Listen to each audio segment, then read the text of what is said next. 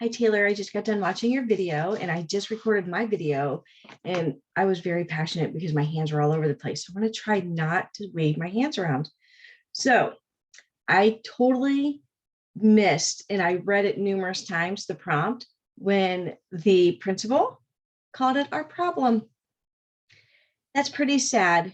And I know firsthand that some principals, especially old school principals, do feel that way. I taught preschool back in Ohio, but one year I took a year off and I was a paraeducator.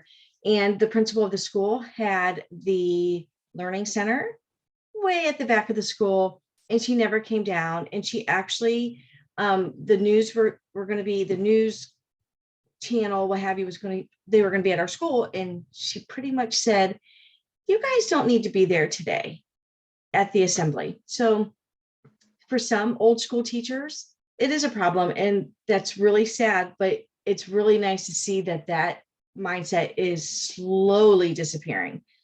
Okay, so I didn't catch that, so good catch, and it's just not healthy.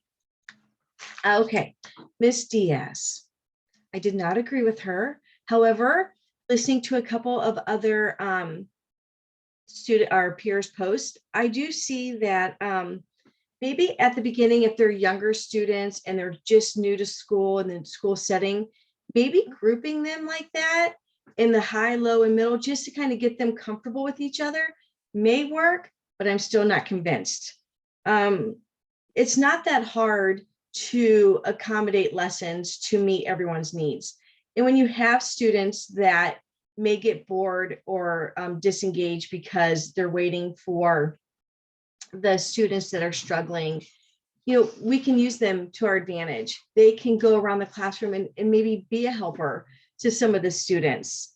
And you're right, the teacher, when you're with the same teacher all day, that teacher really gets to know the student.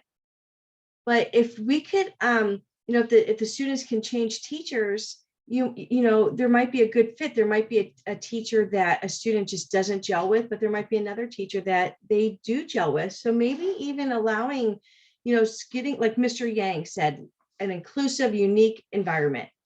And with that, maybe the teachers can co-teach. And if you have the co-teacher, you can find a teacher that can teach the lower, but they're in the same classroom. And so even then, I really don't like, trying to separate them. I just like having them elbow partners, no matter who your elbow partner is. Even those two students that are struggling so badly, if you put them together, they have a chance to talk to each other and they might figure it out. And think about how proud they would be. So Mr. Yang really has it going on with his ideas. I also think, if you had a cultural day and you have such a diverse classroom from different backgrounds and cultures, how much fun it would be to learn about each other.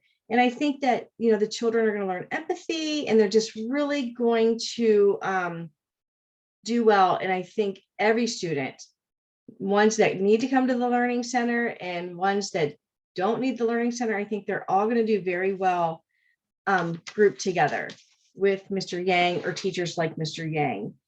I do see the school that I work at, we have young teachers and they're all about the inclusiveness. But then we have the older teachers who are used to having their model classroom where there's no problems. And if there are problems, they call parents and the children get picked up right away. Well, it's not like that anymore. We have more and more students who need support. And if we have them with students who don't need the support, there's just a lot of peer mentoring going on. And so I just want to say, yes, Mr. Yang is good. And I do agree with you, at the level, as the students get older, the supports will change. Our goal in the special education environment is to get them to where they don't need us anymore. And if we can get a student exited out, with the help and the supports, that's the very least, at least a restrictive environment. So, okay, I think I answered everything.